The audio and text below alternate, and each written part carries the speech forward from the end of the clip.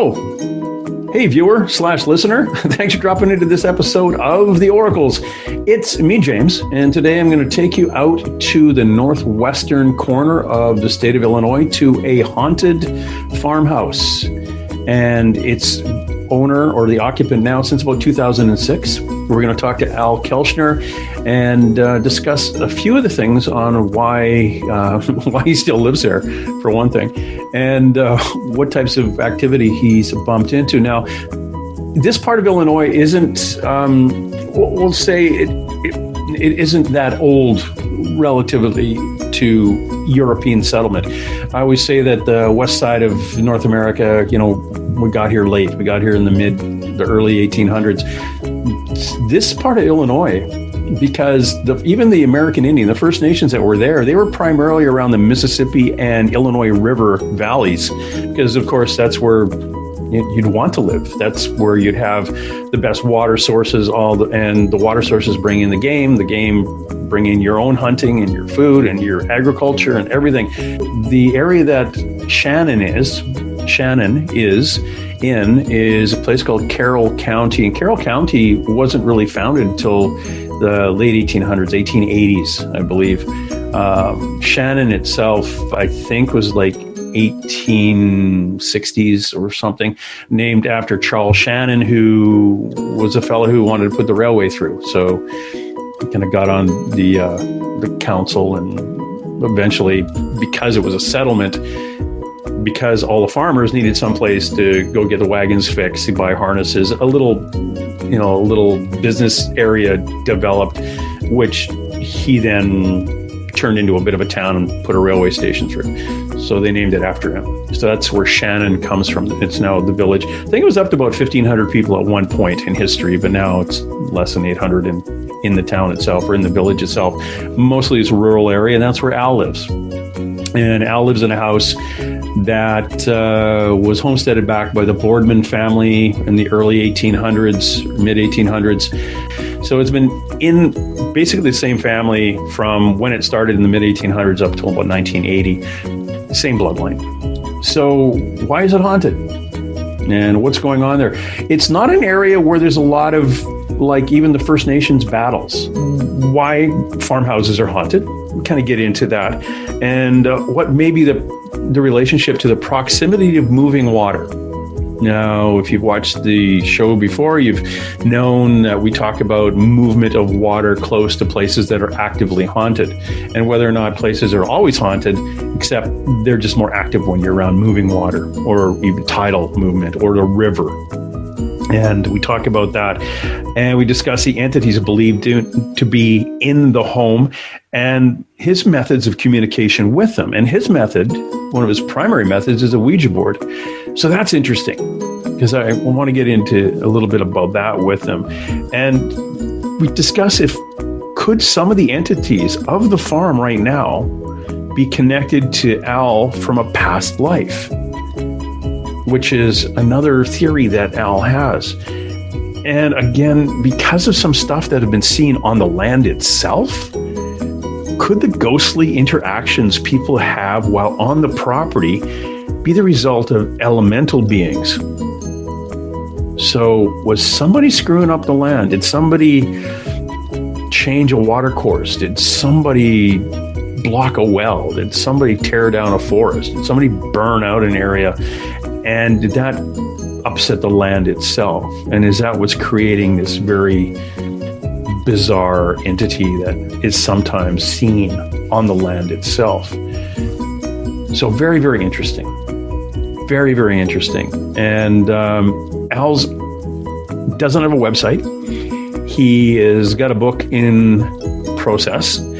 And if you want to know anything more about this Haunted Willow Creek Farm, that's what it is on Facebook. Go to Facebook, the Haunted Willow Creek Farm, and join that group, join the page, and ask him yourself. Very easy to get along with, very easy. If you're in the area and want to drop by, sure.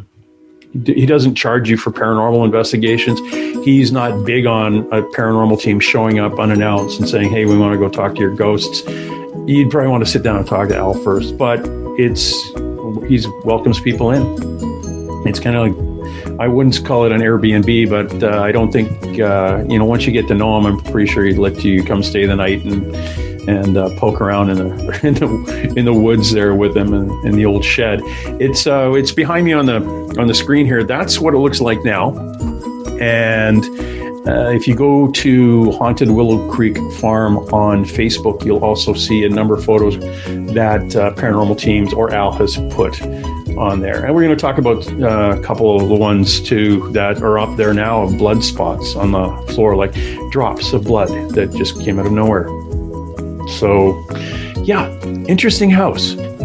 From seeing the apparitions of small girls and hearing voices and First Nations drumming to blood being dropped on the floor, obviously, all the typical woo-woo stuff of things being moved. Why? And, well, first of all, why the heck is Al still there? He's been there since 2006, and he doesn't want to leave, which is quite intriguing to me to start off. So I'm going to get our little alien friend Liam to crank up the intro to the show, and I'll see you on the other side with Al Kelchner from the Haunted Willow Creek Farm.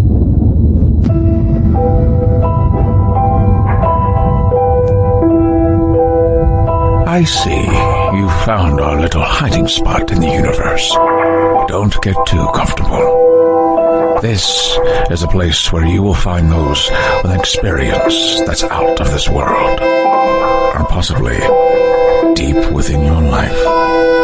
I welcome you to the Oracles with James Tyson. Lean forward and listen. We will pull you into a supernatural journey with guests from around the world, each one experiencing some of the most extraordinary phenomena this wee planet has to offer. Now, here are the Oracles with James Tyson. Hey, Al. How are you today? I'm doing well. How about yourself? I am doing well. We got a sprinkle of snow last night here on the lower left Canadian coast, and it's chilly. But not as chilly as some places. No, not at all. But it's chilly enough for me here today. We're tonight we'll be down about minus 10, 15. So that's cold enough. That's good enough. I had a friend posted, I think it was on Twitter today, that she woke up and it was minus 47 with the wind chill. And I sent her a message back saying, go back to bed, wake up in June. Yeah, good idea. There's nothing. When I was a Mountie working up north, that's what it was like in the winters out there. It was just, but dry, an absolute horrendously dry, freezing. So it's nice to have a little bit of snow that I know will go away in a couple of days. Whereabouts are you? You say you're about 100 and some miles west of Chicago? Chicago, yeah. 150 miles, almost due west, slightly south, 15 miles from the Iowa border and the Mississippi, and about the same distance from the Wisconsin border. So it's far northwest Illinois, which is big rolling farmland. Yeah. I'm trying to think. You were in what I think was, would that be before the Louisiana Purchase? You'd be in actually northern Louisiana, I guess, or whatever it was called up there. Are you in the French part of town? It probably would have been. Yeah. Because, Chicago was pretty much French territory.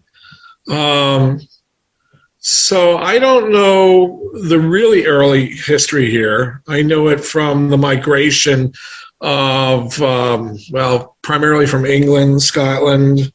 But yeah, preceding, this was, I believe, French territory. Yeah, it was. I think it was 1803 or something that finally everything got settled, and it was right. But yeah, I know that area because of what I think the United States would call it the 7-Year War.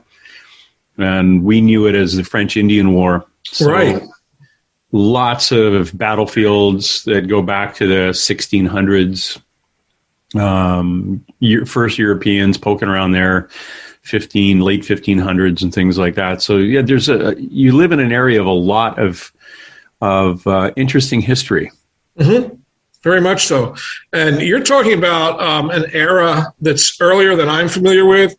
I know something about the history in the early to mid 1800s of the area. Before that, but I think wasn't one of the earliest Native American or indigenous tribes here were the Illini, which is where Illinois comes from in part. And I think Illinois is a French name, isn't it? Illinois, yeah, I think so. Yeah. If my French, if I can remember from many years ago, Illinois. Yeah, a lot of the names of the cities and stuff too were French, and then eventually anglicized, like St. Paul, St. Paul. That kind of. I shouldn't even try to say St. Paul. It probably wasn't a French name either. I just in Minnesota. Minnesota had a lot of them. Indiana. Yeah, Indiana's big. Yeah, and a lot of French influence there. But that was, I used to think Louisiana. Okay, when the Louisiana Purchase came up, Napoleon sold Louisiana to the Americans. I didn't know it went from the Canadian border to the Gulf of Mexico and had this chunk. And it was a good deal. That in Alaska. Yeah, what you're thinking when you're buying those chunks. Your area, though, you've what year was your house built or the farm? As best as we can tell, 1878. There was a loan taken out in 74, and I think it was $4,000 at the time, and we believe it was to build this house. But the people who built this house, I call them, they're part of the homesteading family. Yeah. But actually, the first people to live on the parcel of land that is now, I call Willow Creek Farm, was the Willis family in 1853. And they sold it to, I can't remember the guy's name, they sold it to a guy who eventually sold it to the Boardmans, Mary and David. And Mary Boardman was one of the two daughters of William Boardman, and of his wife, Mary Boardman. And they, we believe, met in New York around William Boardman came over on the Castle Morrow in 1806 and landed in the port of New York. And he was listed as a swiner and came from, Nottingham. Okay. I can't remember exactly where Mary came from. I can't remember her last name at the moment, but we believe they met in New York, got married, and like many people who immigrated in the early 1800s, they didn't go directly across land from point A to point B. They came up the Mississippi because they were married in St. Louis. And again, I apologize, I don't remember the year, but they arrived in Rockford, Illinois, which was actually bigger than Chicago at the time, in 1836, 37. William came out here, and that would have been about a 60-mile trip one way, worked the land for a couple of years, and so maybe it was 1835, and then under the Homesteading Act, he acquired 40 acres. And from that, they purchased more property. Two brothers, the Holmes brothers, Thomas and David, came over in 1850, and they married the Holmes girls, Mary and her sister Margaret. It was Mary and David Holmes who built this house in 78. Okay. Yeah, it's very, very interesting that they came up the Mississippi because that was, that's one of the main highways from that area. So yeah, and still is. And it was St. Louis is the French saint that I was thinking of. The Saint Louis. Saint Louis was anglicized into St. Louis. Yeah, right. It's an amazing part of North America. I've only been to Pennsylvania, like Gettysburg, that area, and I was pretty well locked in for about a week and a half into a small area, Harrisburg to Gettysburg kind of thing. Sure. And I wanted to expand it and explore a little bit more into the Virginias and places, but maybe when the apocalypse is over, maybe I can. I'll head out there. Yeah. It's interesting. I love the idea that you're living in a place that was built in the 1800s, because that living on the western side of the continent, a lot of the homes that were built in the 1800s that are here don't exist anymore because they weren't built for lasting a long time. People from the east came out to make their fortune and planned on moving back. So they didn't really put a lot of effort into them, other than the big, those great big industrial guys that came out here. They built homes out of stone, but the rest of them all just deteriorated. And so going even into the eastern part of Canada, where you can still get wooden buildings with some stonework that were built in the 1500s that are kicking around. And it's interesting. I was watching a show from it was an antique show or something, and these guys had they were construction. These guys would go in, and it's one of these reality shows, and this was a company that did demolition, and they got told they were going to work on this old house. They could take this siding off that was from the 1920s or something, and it was actually pretty good wood. So as they're pulling it off, they found an original farmhouse from the 1500s inside of the walls. That's amazing. That's an amazing find. The old hewed lumber. So they pulled all this off, and they realized, okay, this is a historic home, and it's somebody in the 1920s just put siding on it, right. But kept the original. And inside, they saw where the walls are moved around. They found this thing. It was fascinating. The fascinating stuff you could dig around out there anyway. But out here on the West Coast, old as 100 years. That's about it. Yeah. Yeah. I'm from the New York metropolitan area originally. And I actually moved from Brooklyn, New York to Rockford, Illinois back in 2002. So I was in the breadbasket, so to speak, of early American history from the mid-Atlantic states, well, even from southern states, the Carolinas. Yeah. And if you want to go back even further, like St. Augustine, Florida is the oldest city in the country. So the East Coast is rich in history. And I never thought much about this area until I got out here. And there's a fascinating history and an integral part of the growth of this country right here in the area where I live. Yeah. So it is stuff. It is an interesting area, primarily because of the British-French, or the French, the French-Indian alliance. And then the British came in and screwed everything up. Yeah. And so the early Europeans up in that area were very, very connected to the land and moving all around that area with fur trade and poking around. Where, like St. Augustine, it's the oldest European-based city in North America. Right. Yeah, there was other towns, like the one that allegedly was where Phoenix, Arizona had 1 million some people living there. They left, I guess, after the water dried up, and that was possibly somehow connected to the Incas or the Mayans, and they all buggered off, and then Phoenix arose from the ashes of that place. But, right. Yeah, there was some pretty good-sized towns. We had villages all up and down the West Coast here that were, it's crazy. We had the Haida. I don't know if you ever heard of the Indian band called the Haida from just south of Alaska. They're the Vikings of the West Coast. Those guys go up and down the coast, literally killing all the male occupants of the villages around here, taking all their women and children and using them as slaves and trading them. It was a commodity. And they were the West Coast Vikings. Didn't they cross the land bridge?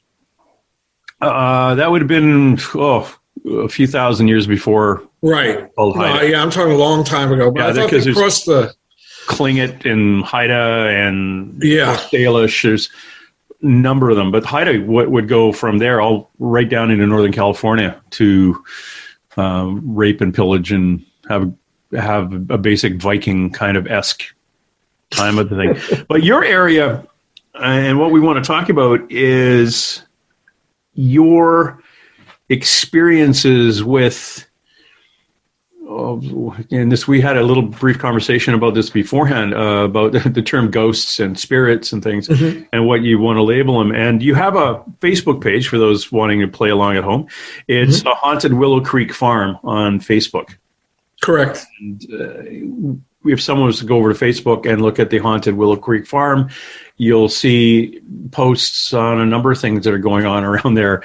And it's very, very interesting because, when we're going to get into this, the different ways, I guess it is different ways of communication that you have with the deceased, and where you've been led to believe they actually fit in not only to this life, but to other lives, which is absolutely fascinating, Al.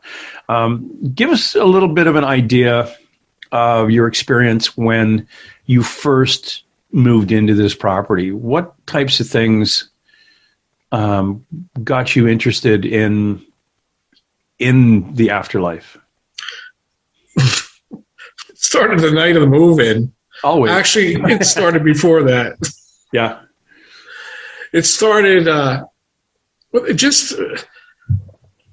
of the things you and I have talked about are connections. And there are things happening all around us. This is my belief. And a disclaimer, I can't prove anything I'm about to share, but it can't be disproven either. There are amazing things happening around us, but I think we're too busy with our lives to stop for a second, take a breath, and notice them. So there's a lead up to me acquiring this farm, this small farm.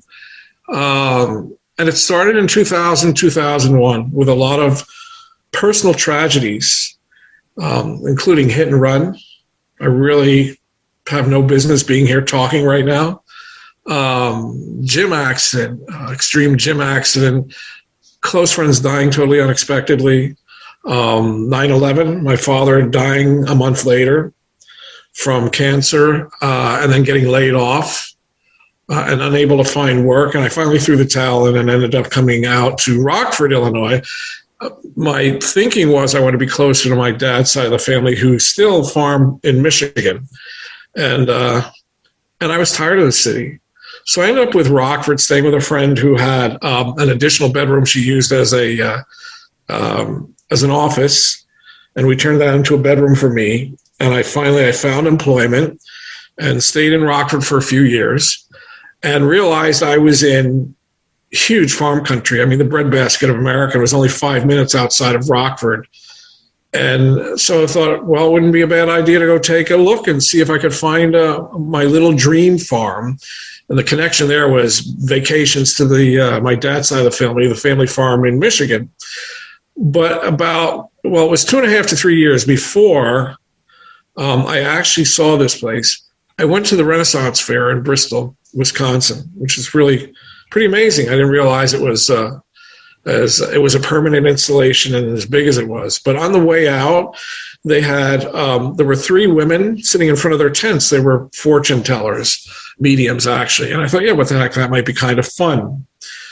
So I stopped in one of the tents, and the woman began to share her impressions with me. And what I found interesting in hindsight, at the time I didn't think anything of it, but she said, "You're an earth person, but you've been away from Mother Earth for a long time. However, in the next 2.5 to 3 years, you're going to reconnect in a bigger way than you can possibly imagine. And it will affect you for the rest of your life." And in 2.5 years, I bought this place. And this is it behind me. Yeah. Yeah. That's it. Very cool. Looking very different than it did when I bought it. Yeah. It was, I never went into the house until the morning of the closing, and people ask, there are even comments like, you never actually went into the house? Never went into the house. I drove up to the property. Well, here's another coincidence, a synchronicity event, synchronicity event. But anyway, so I started looking around, and on a Sunday afternoon, I rode with a friend of mine, his parents, who were retired dairy farmers, and we looked in this area and west and north of here. And I saw one particular real estate agency that listed rural agricultural property for sale. So when I got home, I got on the internet, went to their website, and I saw some properties I thought that might be interesting. One especially was, it had beautiful outbuildings, barns, and a big old white farmhouse, and it was for $110,000. My mistake, moved the decimal point. It was for $1.1 million. So that was out of the question. But I did see some raw land I thought I could always build a house on, some raw land. And thought, you know what, tomorrow morning, I'm going to call the listing agent. So I did. She's a young woman, 24 years old, who only had her license for 4 months. I told her what I wanted to do, and I said, I am a buyer, but it's going to be a marathon. It's not going to be a sprint. She said, oh, I'll find you something. So that was Monday. On Tuesday afternoon, I got home from work, opened my email, and there, from Katie, were 3 MLS listings attached to the email. One of them was what I eventually called Willow Creek Farm. What I think is interesting is the date was October 31st, 2006. Coincidence? Synchronicity? Any significance? Oh, it's kind of strange. So I got in touch with her and I said, I want to go see this place.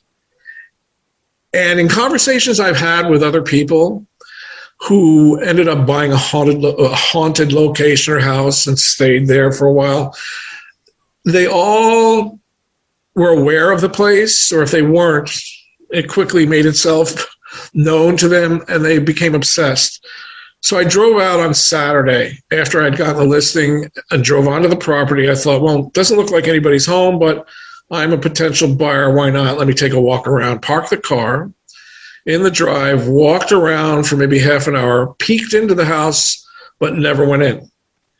And I was obsessed when I left. I've got to have this place. This is it. This is my little dream farm. So I went to the bank on Monday, was pre-approved for a mortgage, and my real estate agent made an offer. There was a counter offer, and on Thursday, a couple days later, it was accepted. And then we closed a couple months later because they had to liquidate some possessions on the property.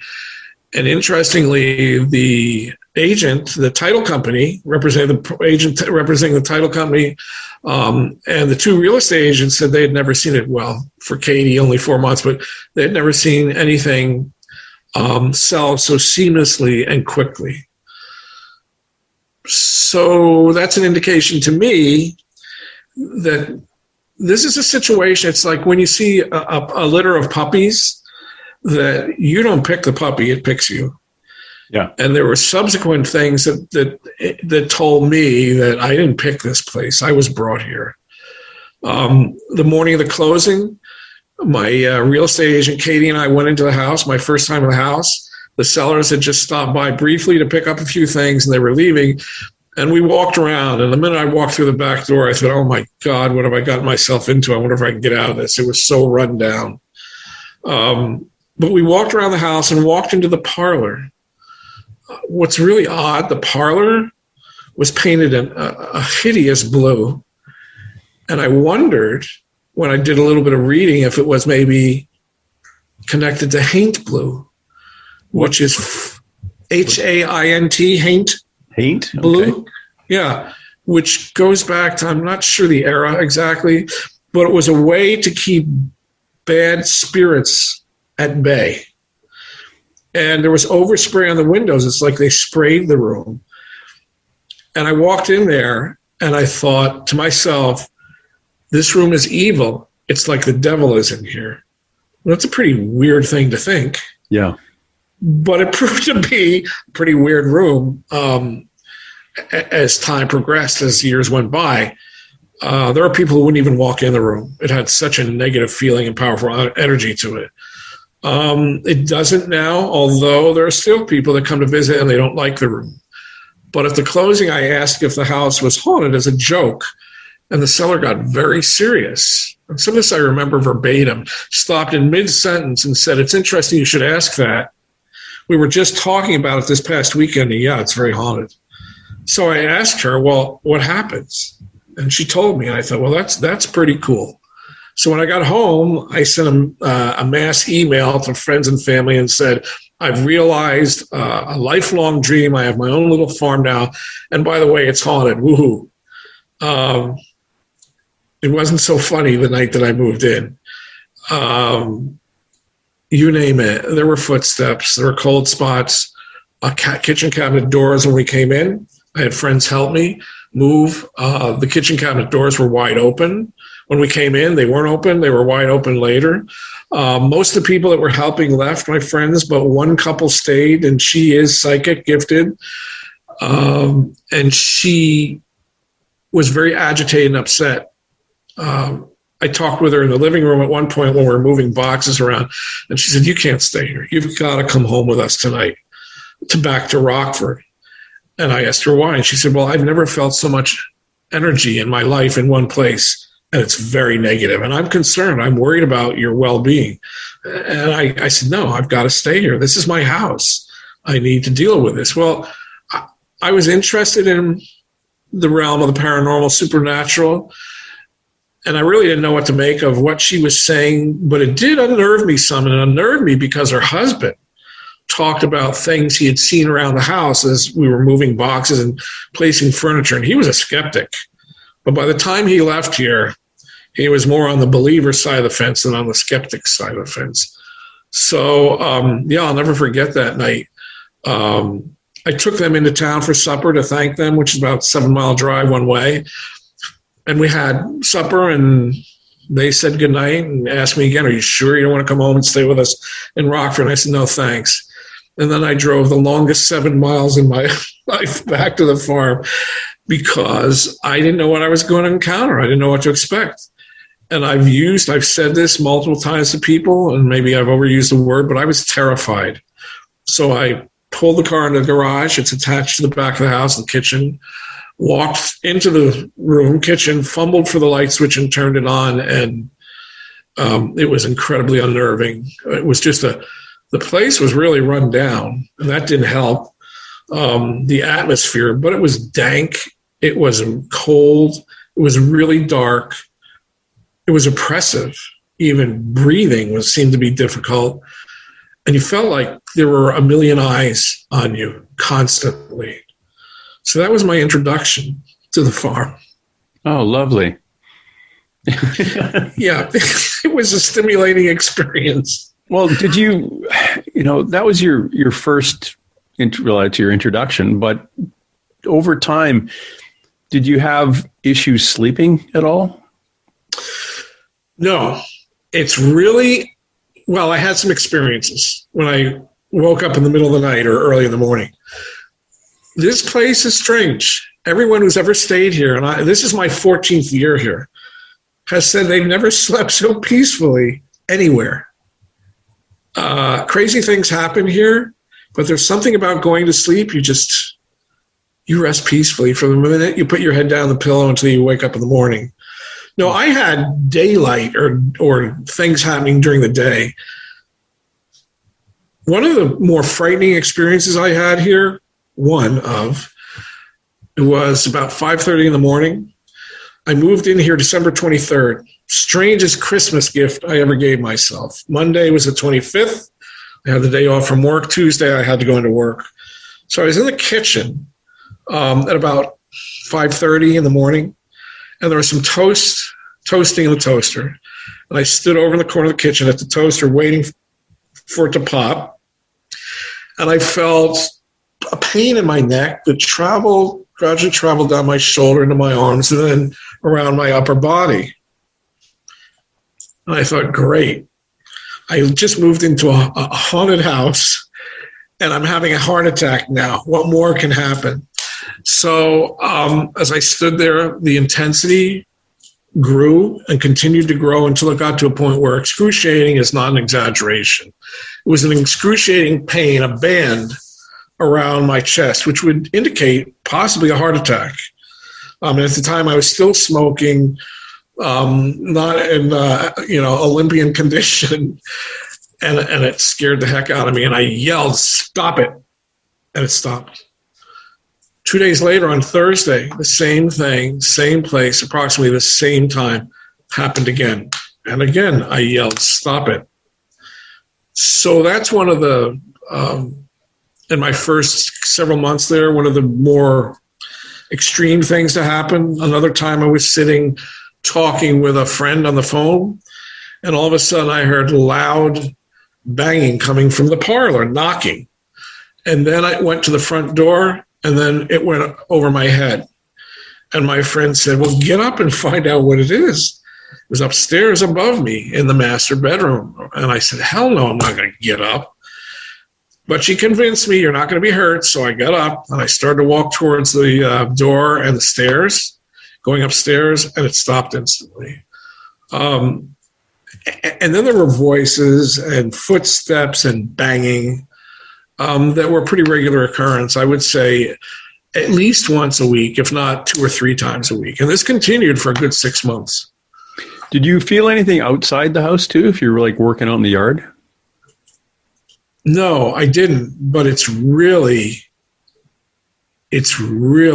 heavy with energy, primarily indigenous people, Native American. Some great, amazing things that have happened, experiences that people have had. Is there a water source nearby? Yeah. Moving water? Yeah. I caution people, don't ever buy a property on a road named Spring Valley. There are a ton of springs here. And there's also limestone quartz. The land here is really rich. It's some of the richest farmland, I think probably in the world. Certainly the county that I live in comes up every year with being one of the top 3 producers of corn product in the United States. So we've got the perfect climate. We've got rolling hills, so the water drains. It doesn't pond like it does in central or southern Illinois. I don't know what quartz has anything to do with it, limestone. Quartz is it's energy. It's one of those energetic crystals that you find in areas where there's a lot of we'll call it ghost activity. Yeah. And I don't know if it affects the corn, but we sure have good corn here for cows, not for people. Oh, do you make fuel out of it? I don't, but yeah, people do. Oh, yeah. They'll heat their house. Do you have crops on your land? Do you lease it out? Yes. Okay, good. Yeah, I have a situation with who's become a friend who owns a farm, full-time farming, reasonably decent size, about 4 miles from here, and he farms it. Good. And this year I hope to put cattle on it. I want to put miniature Herefords on it, so I can really be a make-pretend farmer.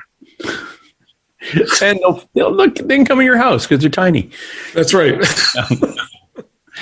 Is that where you get? You can you get those little tiny hamburgers from them? I guess those little. I think so. I'm not sure yet. I'm still learning. Yeah, my in-laws and my ex-in-laws, they have a cattle farm and they grow their own feed. So they're leasing land all over the place. They're anywhere within 10 miles of their farm is. They made deals. It's unfortunate. When I was a Mountie in northern Alberta, in an area, it's called the Peace Country, outside of Peace River, Alberta, all farmland. But over time, the kids who grew up on the farms didn't want to work the farm because they saw their dad working 16-hour days and coming, just beat to a pulp and getting up early and going to bed late. And they thought, I'm just going to go work in the pulp mill. Sure. And they did. So the farms themselves, unless they leased the land out for somebody else to farm it, they eventually moved into the old folks' home in town, and the farmhouse was not being used. So you get a lot of people with addiction and looking for a cheap place to live, moving into them, and they get dilapidated or burnt down. They're pretty rough now. It's sad that you've turned maybe 5 farmers in an area where there were 100 farmers. There's maybe 5 left, but they're farming everybody's farm. Monster turn into monster farms. But it's a change of culture. Their kids are leaving town and don't want to be farmers anymore because it was hard. That mirrors that mirrors the situation around here. And we've gotten so specialized. 30 to 40 years ago, a farm had chickens, they had beef cows, they maybe had dairy, and they had grains, crops, and hogs probably. Not anymore. It's all grain farm, dairy's dying out, and it's cattle. And we're not big cattle here. I mean, a big herd here is 2,000 beef cattle compared to to Colorado or a state like that.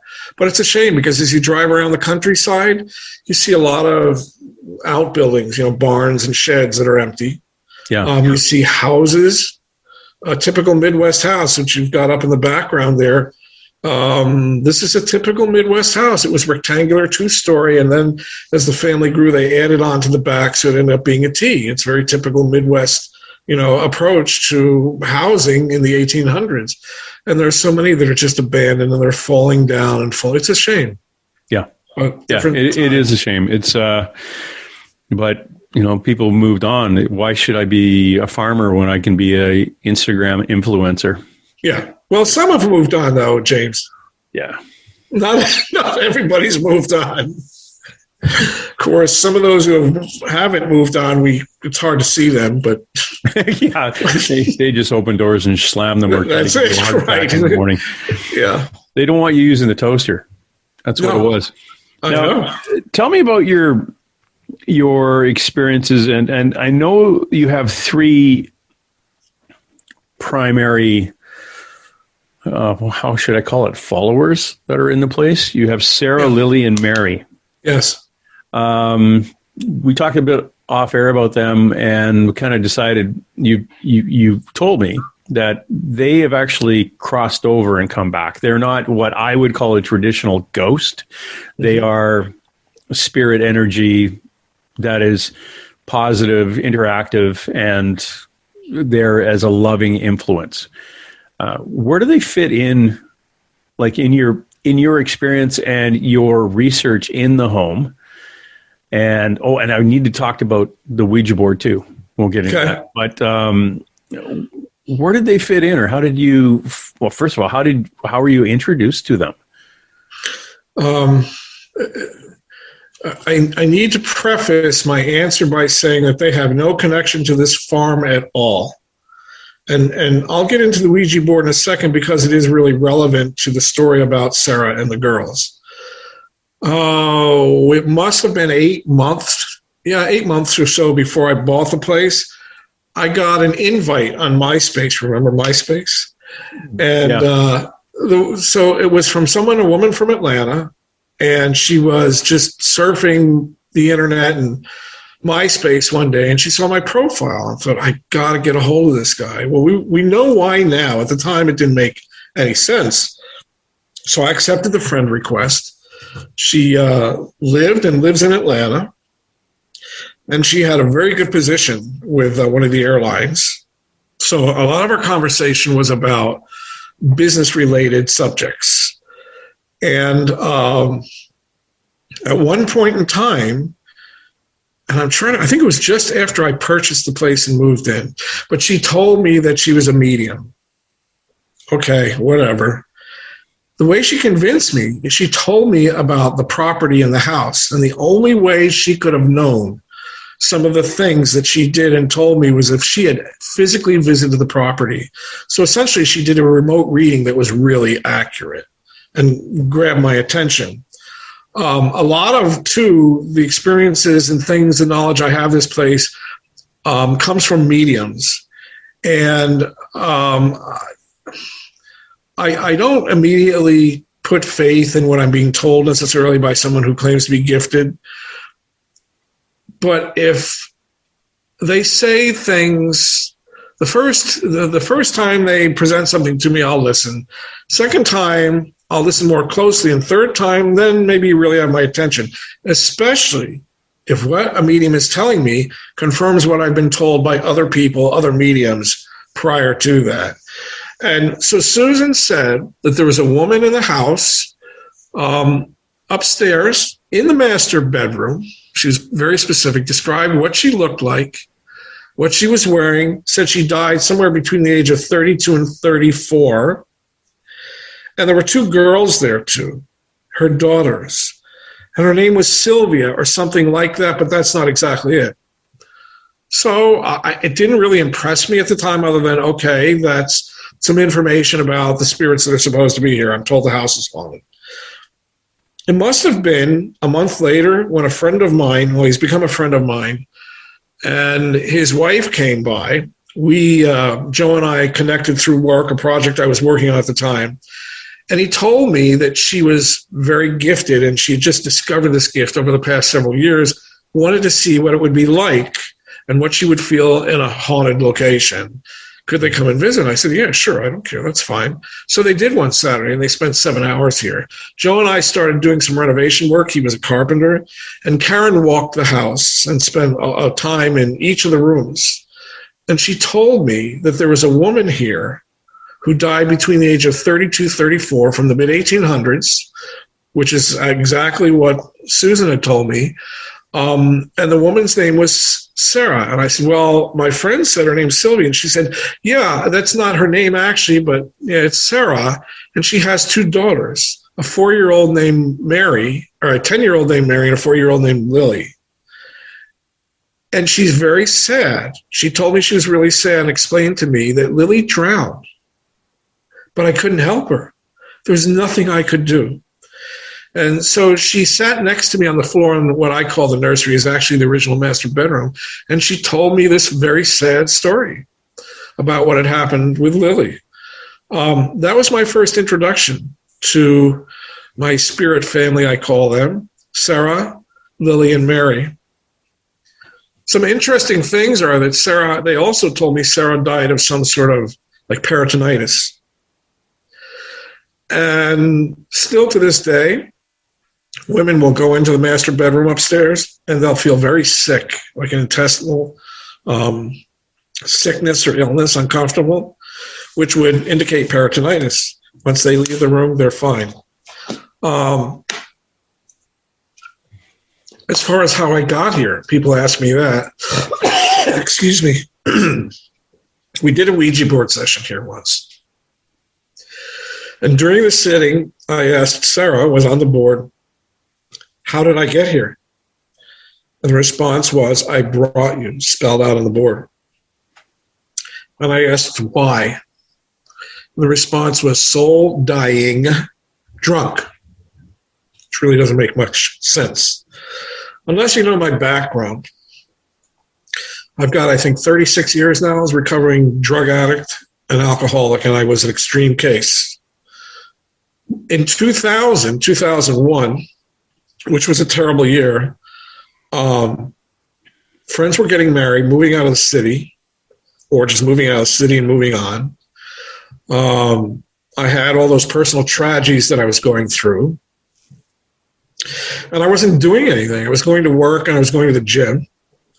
And every weekend I'd go up into Manhattan to Central Park and rollerblade. That was my life. That was the extent of it. I wasn't in a relationship. A lot of friends had moved on.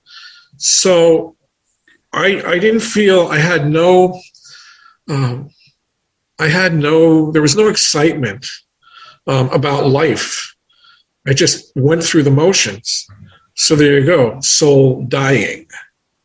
And then the other thing is, again, being an addictive personality, when you're in that place, it can be pretty dangerous. You have to be careful that you don't relapse into abusive behavior and addiction. So I think that's, again, synchronicity, connection, soul dying drunk. I brought you here. So that's just a thumbnail version of the girls and their mother. There are a lot of other stories about my health when Sarah went to different mediums and told them he's got to get to a doctor. She was really concerned, and partly about as one medium put it, who's connected to, I met at the Mid-South? Yeah, Mid-South, I think, in Louisville, and was connected to Mitchell, Indiana estate. I can't think of the name of it right now. Anyway, she said, that woman I noticed you with when we were in the vendors area yesterday and we were talking, she's standing right behind you now. And she said, you've got to get to a doctor. And I said, yeah, I'll do that. I'll take care of it. She said, she's frantic. You've got to go now. She said, it has something to do with your blood pressure and your heart. So I listened. And when I got back from Whispers Estate, that was the name of the place, is the name. I did go to the doctor, and my blood pressure was off the charts. So got me on medication, calmed things down. But I have other stories like that. There is definitely a very close, intimate connection. And I had to decide all these things that were happening Were they really happening? Was it my imagination?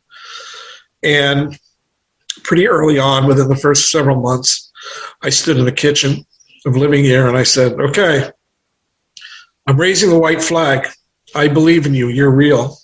Because there were other spirits here too, and there still are. And we've got to coexist. So I know I'm the guest, but we need to coexist because I'm not leaving. And so, yeah, I live here. I call her my wife and my daughters, which is interesting in a conversation because at times they'll ask me, or they're with you. And I say, well, yeah, they're with me, but they died in 1840s. You're not claiming them on your income tax as dependents. It's I tried. No. No. So that's a thumbnail version of Sarah, Lily, and Mary. Oh, wow. I'm kind of always taken aback by people who use communication devices like a Ouija board for communicating with dead people, because it was indicated to me by our friend here, Karen Dahlman, who she is, that's not good. Yeah, you can't see her, but that's you and Karen with a Ouija board. Yeah. Okay. But Karen has got a black belt in Ouija boards. Yes, and she does. She's been doing it for a long time, and I was interviewing her once, and I was thinking, it's all about the intent. As long as your intent is pure and good, and you're not going to invite anything in that's a little bit awkward. And and it was obvious that I wasn't supposed to be doing this, because as I was thinking during the interview about maybe doing it myself, I got grabbed by the collar and pulled back in my chair. I thought it was my daughter. I turned around. There was nobody there. I was like, okay. And I found out later it was the ghost of my dad, or the spirit of my father, coming through saying, no, you're not. And it's not going to do that, because I probably am a little too scattered to focus on positive intent. So I stayed away from it. But you, excuse me, you actually use them often for communicating with those entities that exist now in your property. Yeah. One of the things that I feel very good about is I've had people come here who were skeptics. And either they left as believers or they left with an open mind. Because my story isn't the Hollywood, scary, demonic. It's a whole different story. It's about life after death, life between lives, eternal life. It's about energy. It's about synchronicity and coincidences. And so there's a family not far from here who have a factory that's very haunted. And for 20 years, they have lived with this. Their employees have experienced things, pretty intense things, full-body apparitions, walking right by, walking into the room.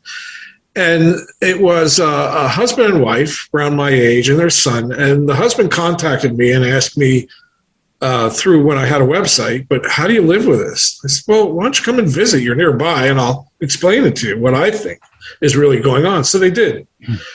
And they had equipment. They'd gone out and done, investigations in an attempt to understand what was happening to them. And I said, look, I'm tired of investigations and all this stuff. I want something more. So I've been doing a little bit of reading, and the Victorians were really big on communicating. Why don't we try that? How about if we do a Ouija board? And they thought about it and said, sure, let's do that. But they came at this from a different perspective maybe than some people would. And it was the same place I was coming from, is we want to learn. We want to see what we can learn through communicating. It's not a game. It's not a toy. We don't take it lightly. We are grounded in spiritual belief in a higher power, something greater than ourselves. So let's see what happens. And we did. And for up until 2020, we were just shy of 2 sittings of 2 years of sitting once a month. And it's been an incredible experience. Our first several months was nothing but gibberish. It was garbage, all consonants, sometimes yes, no answers, and that was it. But then it grew. And our last few experiences were with masters. And if you've read if anyone's read Dr. Brian Weiss, I think he's probably the one that coined the term, at least the first time I heard of it, in his book, Many Lives, Many Masters, about masters. There's a hierarchy in heaven. Like ascended masters. Yeah, ascended masters, yeah. And so our last 3 sittings before we stopped things because of COVID, we were contacted directly by them. Up to that point, it had been some spirit guides, people like Sarah talked regularly, Lily, and I would melt every time she came on the board. We knew because it moved a lot slower, the planchette, than it did with other people who were on the board speaking to us. But she would always spell out when she came on the board, "Hi, Daddy." So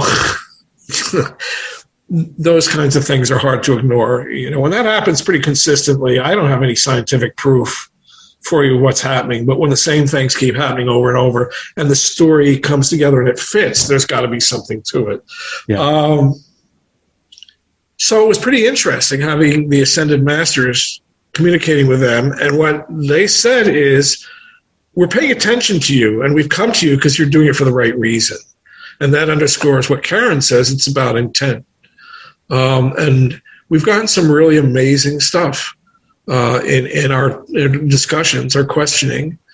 And I think that's been reinforced by some of the books and things we've read. I'm a big proponent. I tell people read Dr. Michael Newton's Journey of Souls, and then Brian Masters, Dr. Masters, his book too, Many Lives, Many Masters. I think they pretty much captured what I believe is really happening when we talk about dying and the afterlife. Yeah, that's fascinating. You've talked about the 3, Sarah, Lily, and Mary, as being family. Mm-hmm. Have you had a past life regression at all that connect them to you? Yeah. I struggle with it. Even today, sometimes I struggle with the reality of what's happening to me. Is it really happening? I know it is. But I went to a woman who is she's a psychologist and does past life regression. Mm-hmm. And she was a student of Dr. Weiss. And during the regression, it lasted for about an hour. And she recorded it. I won't play it because I'm too embarrassed. And I certainly won't play it for anybody else. But I was a farmer. And it wasn't in this century. She did the usual, well, tell me what you're wearing. Well, they were work boots. I mean, that's one way that someone who's doing a regression will try and determine what era you're talking about. Yeah. And so we were sitting in a white farmhouse. But it was a single story for some reason that sticks in my mind. And we were at a dining room table, and it was very clear to me, to my left was Lily and Sarah, and to my right was Mary. And we were having supper or lunch, doesn't matter. We were eating. And the next thing I know, I was out in the field, and it was spring or very early summer because it had something to do with haying. And there was a big draft horse that I was so proud of. That was my draft horse, a beautiful animal. But I love draft horses. I think they're pretty cool animals. So is that significant? Not particularly.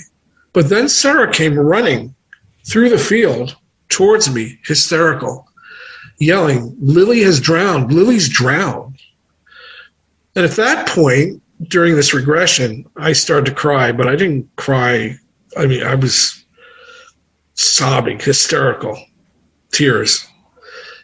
And I don't remember much more except that she brought me out of trance, and I questioned what had happened. I said, look, I've been told these things before. Lily drowned. I've been told that in my first 6 months of living at the farm. We can't prove anything. We have no record of Lily, Mary, or Sarah living here. I have a friend who's done some, pretty extensive research, and we really can't come up with a Sarah that matches, although maybe, but jury's out.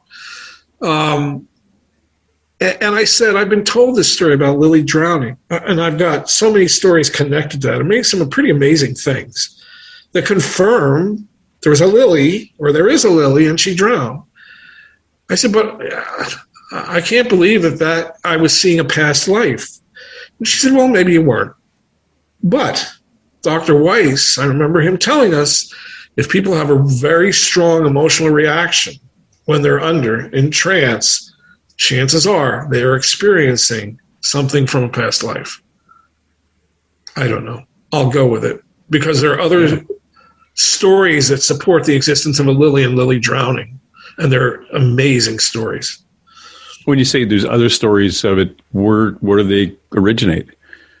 One was a woman that I met in Rockford, actually through my internet page when I still had it. And we talked on the phone, and she told me that she was gifted, but she was afraid of her gift. But I think it was her grandfather encouraged her to use it.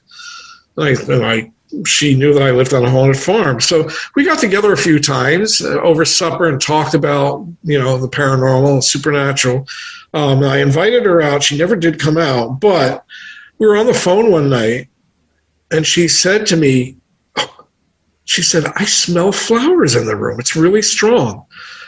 And I asked, well, what kind of flowers? And she said, I don't know, but it's very strong. The next night, she called me to say, on my way home from work, I was thinking about the flowers that I smelled. They were lilies. Oh. So, well, that's interesting. I said, there's a little girl here, spirit. Her name's Lily. And by the way, I've been told Lily isn't really her name. That's her nickname by some mediums. So another evening, subsequently, I was on the phone, and this woman said, oh, Lily's here. I smell lilies. Oh, okay. Well, when we're done talking, tell her she needs to go home. So during the conversation, this woman said to me, shh, be quiet. She's saying something. Lily's saying something. Oh, really? Okay, what's she saying? Shh, it's very quiet. You need to be quiet so I can listen and hear it. It's okay. And we continued with the conversation. She said, no, she's still here, and she's saying something. Quiet, let me listen intently to it. So she did. She said, Lily's saying, mommy, mommy, mommy, pleading. I thought, wow, that's pretty freaky. So we continued our conversation. She said, she's saying something again. Okay, I'll listen. She said, oh, God, she's saying, water, water, water. And that was all she said. But how did this connect with stories I've been told about Lily drowning? Another time, there was, you and I have talked in the past about elementals. There's one here on the property, I believe. The house has been under attack twice over the 14-year period that I've been here. And one time, actually friends did help me deal with this, but I came downstairs the weekend after the attack, which was in 2016, and in the threshold between the dining room and the living room, there was a puddle on the floor, and it was maybe a foot long, 4 inches wide or so, something like that. And I thought, oh, the cat's pissed on the floor. So I ran my finger through and smelled it. No, there was no urine smell. And I was baffled. Like, what's going on here? Well, one of the things that told me that the house was under attack, confirmed by a couple of mediums, was there was no activity. The family was completely quiet for 4 to 6 weeks leading up to the visit by these mediums from Minnesota, who said there's an elemental here, it morphs, and that's a whole other story, but your family isn't real. There's never been a Sarah, Lily, or Mary. It's just this elemental morphing into their personalities, which was really devastating and difficult for me to absorb and take in. So what? That means I've been living a lie for 10 years? Does that mean I'm crazy? So I called a friend who I told about what had happened, transpired that prior weekend. And I said to Kathy, I told her about the water, and I said, I don't know what this is about. And she said to me, or asked me, don't you realize? She said, Lily's there. She's telling you I'm here, Everything's okay. Stretch, I mean, is that a stretch of the imagination? Maybe. But how can I explain that water? There were no leaks. There were no water stains in the ceiling, on the wall. Just this puddle of water. I don't know. A lot of mystery. Your house is full of mysteries, for goodness sakes. Yeah. And again, for people who are just dropping by, it's we're talking to Al Kelchner. You can find a Facebook page, Haunted Willow Creek Farm, and it has a lot of posts about things that go bump in the night out at the farm. You were actually just telling me about some blood spots too that were. When we did the forensic analysis on them, they were round, about the size of a quarter. Mm-hmm. So that would have to have dropped from a distance. Exactly. And more than just, I nicked, I nicked my finger. It has to, for a blood spot to be the size of a quarter, it's got to be a good drop. It's a droplet of like a good chunk of blood coming down. Right. Or else it wouldn't be that wide. But being round, that's coming straight. That's going straight down from a distance. So it's not going to come from your cat. No, and it's not like it's a cut on your foot, which is what I thought it was. Yeah, because that would leave probably a streak. Yeah, those are. That's just a smudge. Yeah, one of the unfortunate, I don't know if that's the right word, but one of the things that makes dealing with the supernatural difficult is when something happens, it happens all of a sudden. There's no announcement. Okay, at 2:00 this afternoon, such and such is going to happen. It just happens. And so it catches you off guard. And then the result can be frequently is first the questioning begins. Did I really experience that? And there's the yes and no argument you have in your head. But if you finally decide, yes, it did happen, you don't remember the details necessarily because it happened so quickly. It just caught you off guard. You're in the middle of doing something, and all of a sudden there's an occurrence. What's interesting about this is I'm not sure which day. I did cut my toe. I'm not sure which day it was. It might have been Sunday. It might have been Monday. But the drops, there were 10 drops in the dining room. Now, the way this house, I've set it up is there's a family room, dining room, and then kitchen. The kitchen has brick pavers. The family room and the dining room have wooden floors. So I came home on Wednesday, and again, I'm not sure, did I cut my toe on Sunday, or was it Monday, maybe Tuesday, or maybe it was Wednesday before I went into work? But I got home from work. I got home at an hour where I didn't need any lights. The sun was setting, but it was still light enough in the rooms. I could see, and I noticed these 10 drops. I counted them. I thought, darn, that must have been from me. And I thought, well, maybe it was the cats. So I ran my fingers through their fur. I felt underneath their paws, nothing, no blood, no stains, no dried blood. So then I went over, and in one of the spots, I took photos of this, I ran my finger through it. It was still wet, which means that it probably had to have happened within an hour prior to that, prior to me running my finger through it. If it happened in the morning, then it would have been dried. So I have no explanation for this. Yeah, it's too bad we're not rich, so we could just take it and send it off for a DNA analysis. Yeah, somebody said I should have done that. Oh, yeah. It's easy to say until you've actually got the sample and found a lab, and the lab says, yeah, we'll get back to you in 6 months, and it's going to cost you $1,300. It's like, right. How about I'll just know it's red. Yeah, that works. I'm good. Yeah. But you send it to Ancestry.com. I think they want the cheek swab. They probably get choked when they open their little vial and go, oh. Yeah, but there you go. Ancestry, there's a possibility. Yeah. It just illustrates, that story illustrates the different things that happen here. I've had people, it was voted by paranormal investigating teams, 12 years ago, as the third most haunted private residence in Illinois. Well, I'll take it. I think that's kind of silly. How can we gauge that? But the point was that teams that had come here and investigated other locations, this was a really active place, and I think that's where their vote came from. But I have had people who are really knowledgeable, have been participating in conferences and other things, and have visited here and said, no, it's really different. It's a different place because of the energy, the level of activity, and the types of activity. I mean, we had for a period, and still occasionally get it, there's a big incidents over several years regularly of shadow figures. So that was a common reoccurrence. But, the blood thing, stuff like that happens every now and then. The puddle on the floor, they're really different things. And I keep emphasizing connections. When you were a kid growing up in Brooklyn, did you ever wake up and see shadows in your room? No. No, the only thing is I did, I remember. And Brooklyn is haunted. Yeah, it is. Yeah. I lived there most of my adult life, but as a child, I grew up 22 miles outside New York City, New Jersey. I do remember, I was really young. I think this might have been pre-kindergarten, around that age. Walking to the bottom of the stairs, it was a little typical post-World War II G.I. Joe Cape Cod that I grew up in.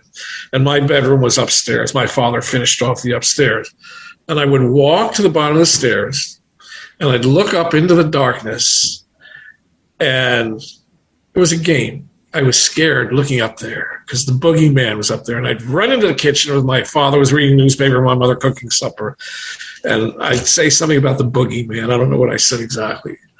But I never had any unnerving experiences or odd or unusual as a child. I had a couple as an adult. And I thought about them for a day and then put them behind me. But not as a child. No. Yeah. I had my stuff in my teens. And again, I put it behind me then. It was like, it couldn't have been what I think it is. Right. 10 years later, someone said, oh, yeah. In fact, a psychic, not knowing about all that stuff, brought it up to me. Oh, after the car accident? Yeah, that was a ghost you saw. It's like, dude, wow. I've never told you about it. I don't tell people about that. But yeah, it's that it's this weird kind of someone else almost has to point it out to you. Mm-hmm. At the time, because we as humans, we either build a reason for it. Yeah. The easiest reason, which is not, oh my God, it's a ghost. It's I'm overtired and things. I drove many, many hours to my cousin's wedding in Alberta. I didn't know they lived in a haunted house because they were told not to tell anybody, even family. Okay. So I'm tired. A long drive. I go to bed and I'm in the master bedroom sleeping. I get up, something wakes me up. I look at the clock to see what time it is, to see how long I've been sleeping. I'm watching the minute hand on the clock going around like this. Mm-hmm. And the hours going, and it's just spinning. And I'm thinking, damn, I'm tired. And I went back to sleep. And then a couple of years later, my aunt says, oh, yeah, that house is crazy haunted. This is what, she was making lunch for my uncle to go to work. And the dog starts barking from the kitchen into the living room. And she thought, oh, his ride's here early. So she walked out to look out the window. Oh, nobody's in the driveway. Goes back to the kitchen. And the knife that was in the butter or the peanut butter or whatever had splattered it all over the cupboards. Wow. Because the dog, when she was in the living room, the dog spun around and started barking at the kitchen. And she went in and was like, oh, okay, that's awkward. And my other cousin she woke up in the middle of the night once to see a young boy, probably about 14 years old, curled up on her carpet on the bedroom floor in his underwear. It was, but it was a doctor's house back in the 1910 to 1930s where it's a small town in Alberta.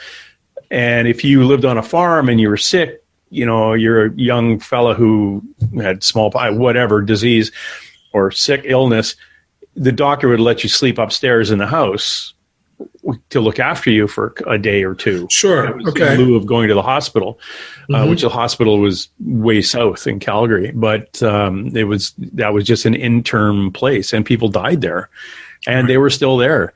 And my youngest cousin at the time was my aunt and uncle were selling the house, and a couple were getting ready to buy it, and they loved it because it was a real old, funky house. It was one of the oldest houses in town, and it was a big home.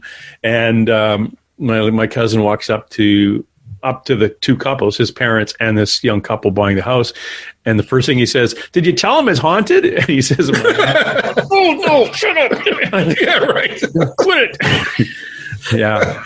But Well, that was my experience, where you're writing it off in your head is like, I'm just really tired watching the clock. Literally, it was like funny. It was actually, I'm looking at it going, oh, I must be dreaming. But this is kind of funny. I wasn't dreaming. It was really going around like in a movie.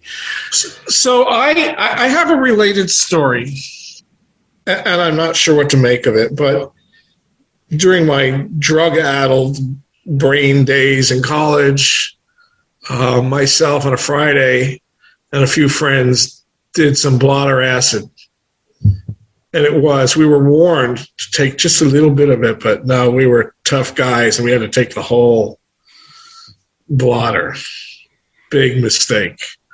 I have never experienced, and I did a lot of trips, anything like that.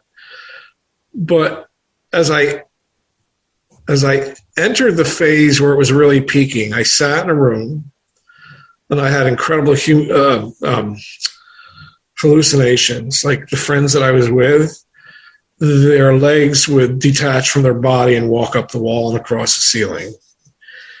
And then I was looking at an alarm clock and I had that hand experience. All the numbers turned to 12 and then it spun and started slowly and faster. Once that happened, I then saw a tunnel of white light at the end of it. And I felt like there were nondescript human beings, many of them, lots of them. And I was starting to pass through the tunnel towards the white light. And I had a sense of two things. Unity, we're all one, we're all equal, we're all the same, we're all connected, and love. And I got towards the end of the tunnel, but I never quite finished my journey, and then I was on to some other hallucination. So at a conference, an Afterlife conference, Raymond Moody was a guest speaker, and he Skyped in, and I asked the question, rather embarrassed to ask it, but we're talking about life after death. We talk about people seeing spirits and things like that. How much of this is in our brain? Because this was a drug-induced hallucination and was very similar to what people describe about that tunnel of light and when they die. So what's really going on here? I didn't get a satisfactory answer, but it's a tough question. Just so you know, it probably wasn't what we would describe as a near death, because you cannot overdose on LSD. Mm-hmm. It's one of those fancy. That's from me. I'm doing the whole drug presentations in court and things like that. But right. It's one of the drugs you can't overdose on. It's like overdosing on mushrooms. I had a roommate where we live here it's just between you and me, right? Here in just outside of Vancouver, British Columbia. I grew up in about 10 minutes from Vancouver International Airport, and there was this green stretch of grass, like big median. Well, it's like maybe 60 meters wide between the main roads going to the airport and the main roads coming from the airport. Well, psilocybin mushrooms would grow wild on this stretch. So he went out and picked a bunch one day, and he dried them, and he cooked up about a pound of them, or 2 pounds, on a steak on a Friday. And I took him back to his mother's house Monday when I had to go to work because I couldn't babysit him anymore. He had, like, you know how you get the bed spins when you're drunk and you throw up? Imagine that 24/7 for 3 days. No. Oh no, awful. Yeah, that was his overdosing on psilocybin. But it was bizarre. But LSD is the same thing. You can't overdose on it. So that it wasn't a near death, but what it was is possibly as close as you could get to just seeing what's on the other side. Yeah, and I think that's what interests me. Shut the door.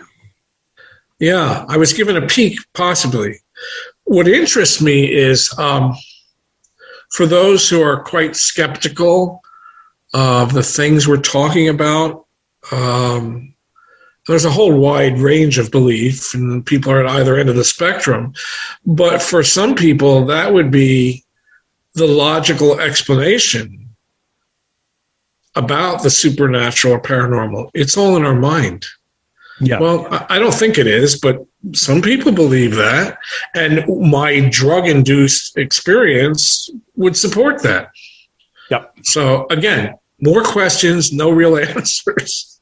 Oh, and I've been around, well, you can imagine in my job, I've been around people who have died and come back. Mm-hmm.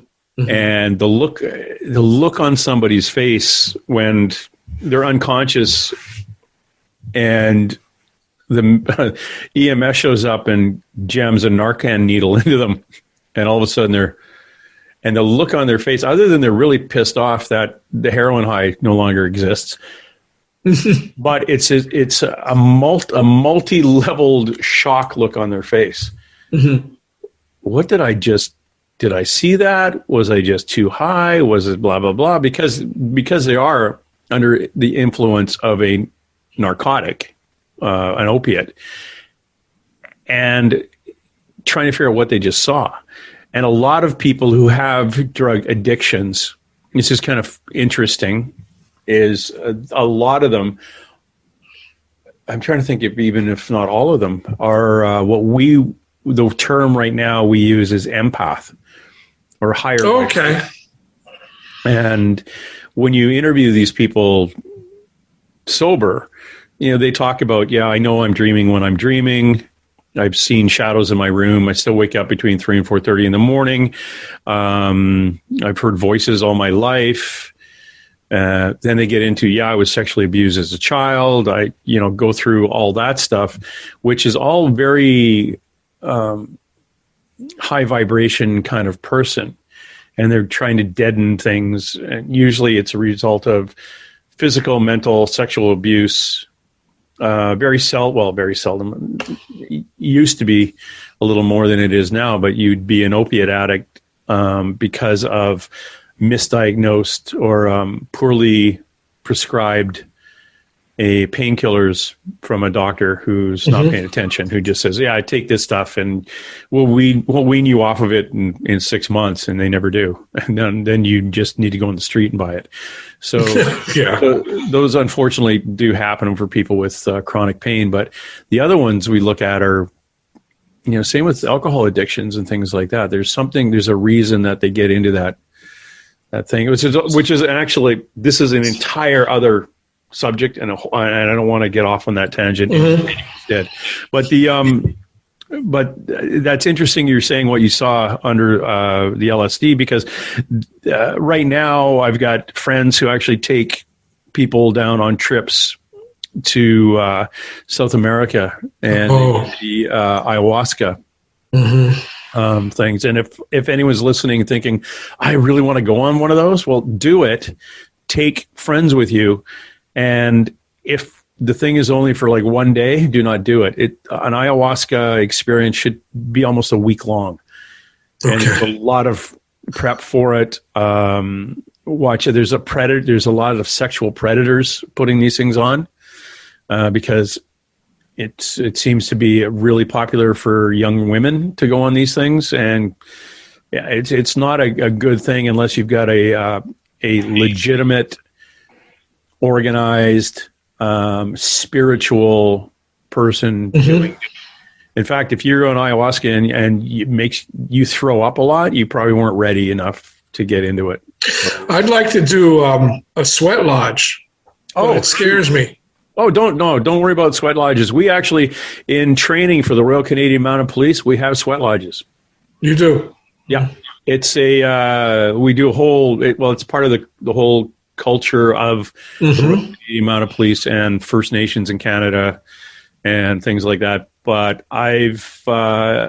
we have them in prisons here too. Interesting. Yeah, and so it's funny. A lot of times you go and say, I heard someone's got a sweat lodge. How can I go and I'll volunteer? I'll give you a donation and blah blah blah. And some people charge for it. Some people ask for donations, and a lot of them are run by guys who got out of federal prison after doing 10 or 15 years.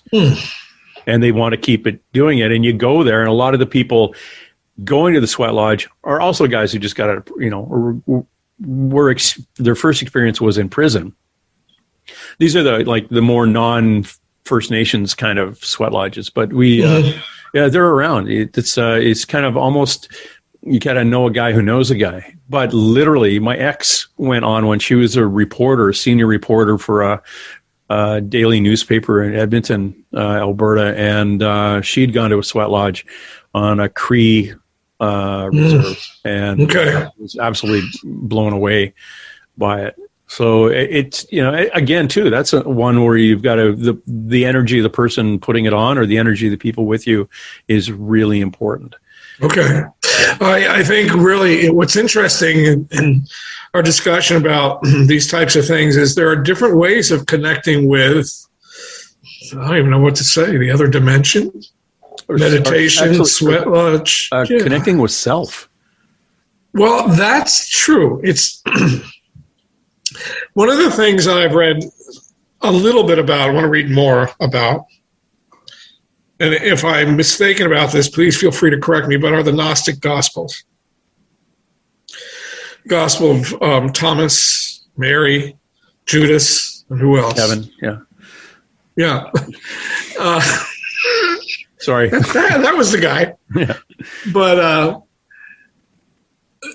I think one of the reasons that they weren't accepted by the mainstream church, which was during the Conference of Constantinople after Nicaea, I think. But anyway, it's because these Gospels taught that God or Christ comes from within. So get to know yourself, and then you'll know the higher power. And that seems to be a belief that's across the board fairly common. Yeah, and that's, if you perceive that, and it comes back to, it's energy, okay? Yeah. We all exist in energy. We all are of the universe. We all are of universal energy. Therefore, we are those beings that we would pray to. We're a part of them. Mm-hmm. We're all the same. Whether we're little brothers, little sisters, whoever, we are one. We are the world. Right. Yeah. But so when you say that their teachings are that Jesus is within, it's almost not having to look too deep. It's just this energy and this energy are all part of the global energy. We are the same. We are connected to the trees, the rocks, the butterflies, the salamanders, whatever, the elements. We are one that exists. Well, I think I tell people that I'm not certain that I've learned new life lessons at the farm, but I've had lessons reinforced, faith being one of them. I mean, the stuff that's happened here to me, I can accept it or reject it. If I accept it, which I've done, that takes a leap of faith. I just kind of have to go with it. And I think that's been a fascinating part of the journey, is so many different things have happened, and yet it's all connected. Yep. And I can't articulate that and tell you or anybody else how, but it is. I just know it is. And if you think, going back, if you think you haven't learned anything, you look where you were 10 years before you lived on the farm, and you look 10 years after you lived on the farm. Where's your head at? Yeah. And how do you look at, if you're walking down the street, how you look at other people and how you look at a tree or a building? How it's changed the way you perceive what's around you. Absolutely. So you've learned and you've grown. Yeah. And it's positive as opposed to negative. Well, through the stories, this, as far as I know, is the only private residence in the United States that's open, that claims to be haunted, is open, and you and I have talked about that term, but that's open to the public on weekends, and you can come for an afternoon, you can stay overnight for an evening, or stay for the whole weekend. There's no charge. And I don't charge because I think there is something to be learned here. I know what I believe in and how my beliefs have been formed as a result of living here. But at the very least, people experience this place, especially if they have their intimate moments with the spirits, the 7 resident spirits here. Maybe it'll give them a different perspective. It gives them something to think about, I hope. And that's why I do this, because there is an amazing world around us. And I want to get away from the scary Hollywood, even though some really scary stuff has happened here. But let's put that aside. Let's get away from that and look at something deeper and greater. Well, you say scary stuff happens there, but it's scary only because it's that fear of the unknown. That's right.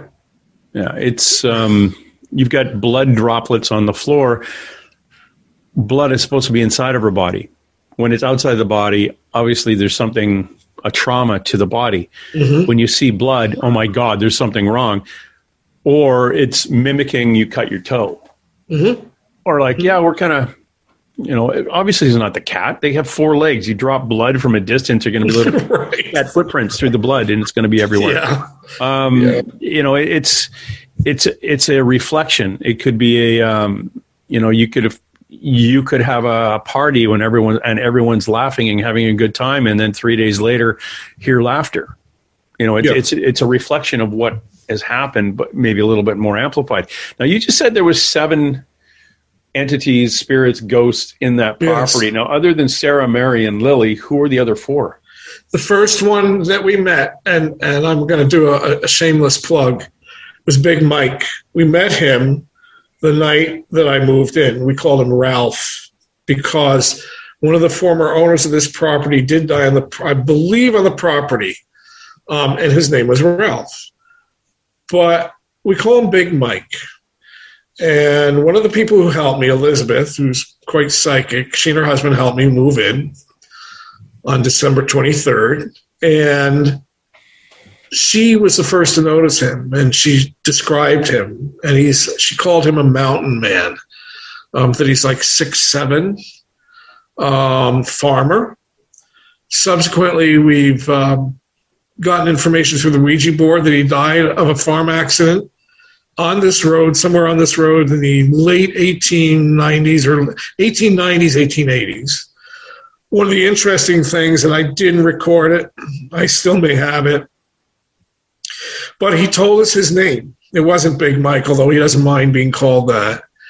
And he at a Ouija board session, he said he was buried in the cemetery by the school in Lanark, Illinois. Lanark, Illinois is about 6 to 7 miles south, and there's a big high school there, and it's right across from the cemetery.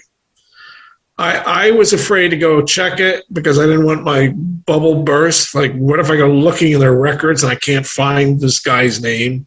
So I've never checked into it. Maybe I will if I can. Yeah, you should. Yeah, one of these days. But he was the first.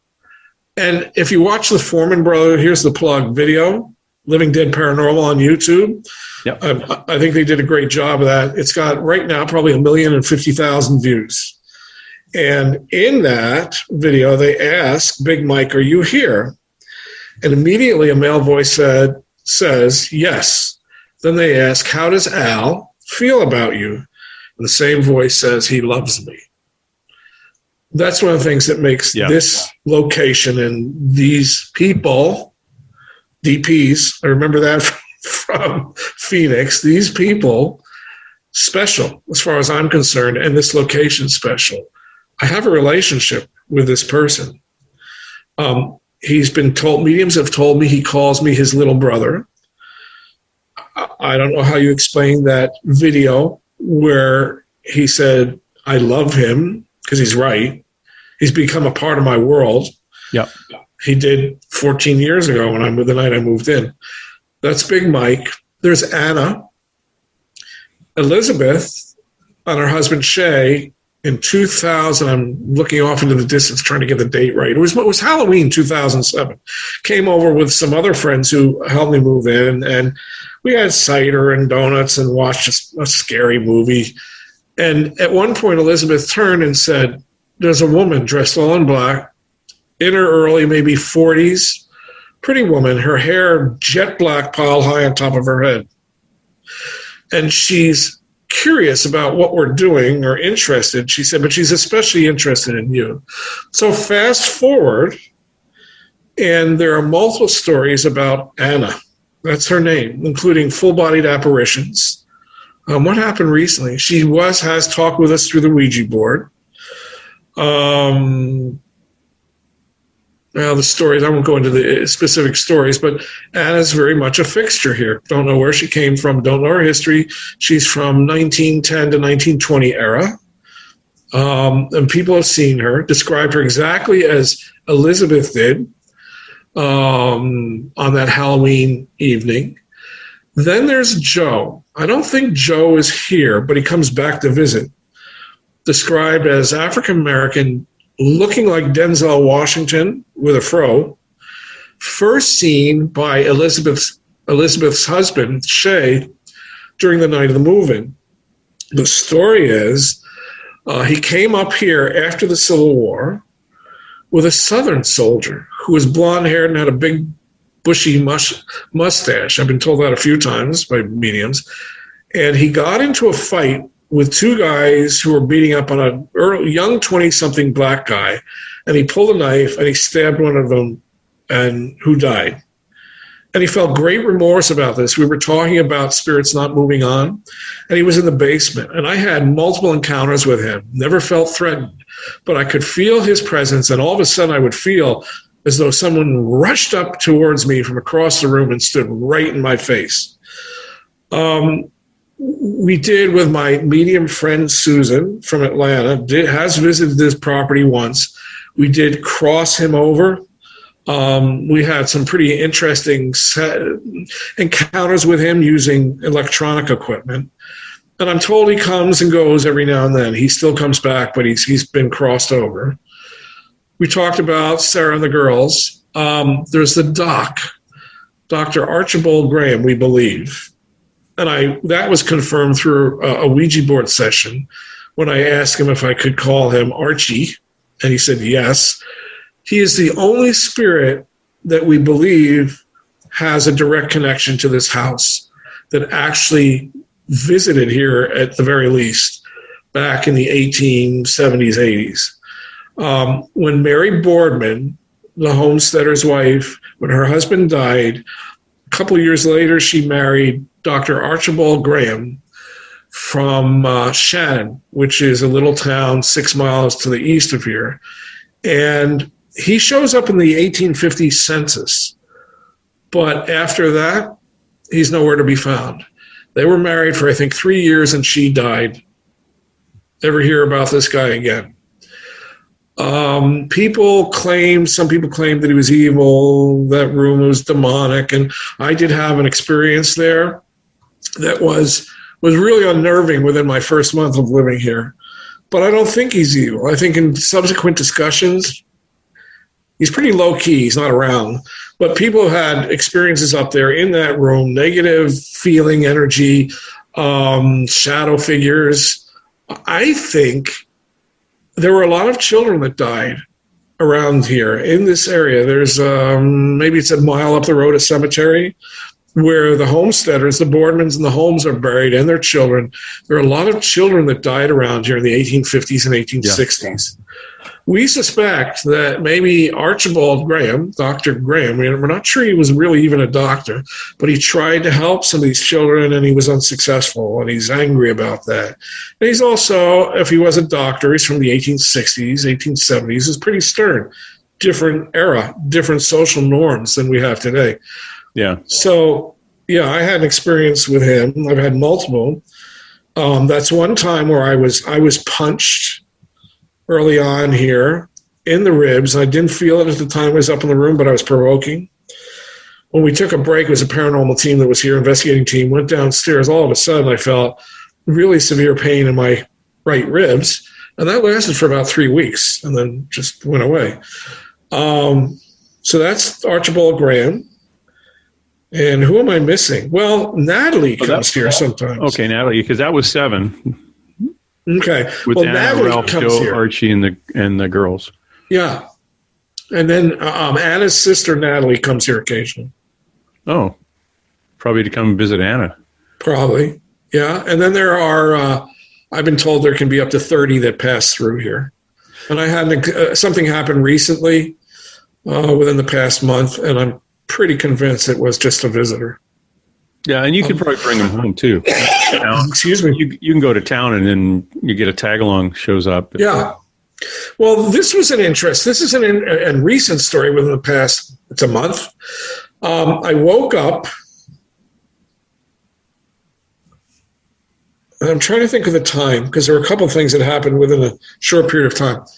But I woke up because I heard a loud noise outside the hallway. I had the master bedroom, which is where I sleep. The door was open, heard a loud noise outside. Can't describe the noise right now. I'd have to go back, and I did write it down in my journal.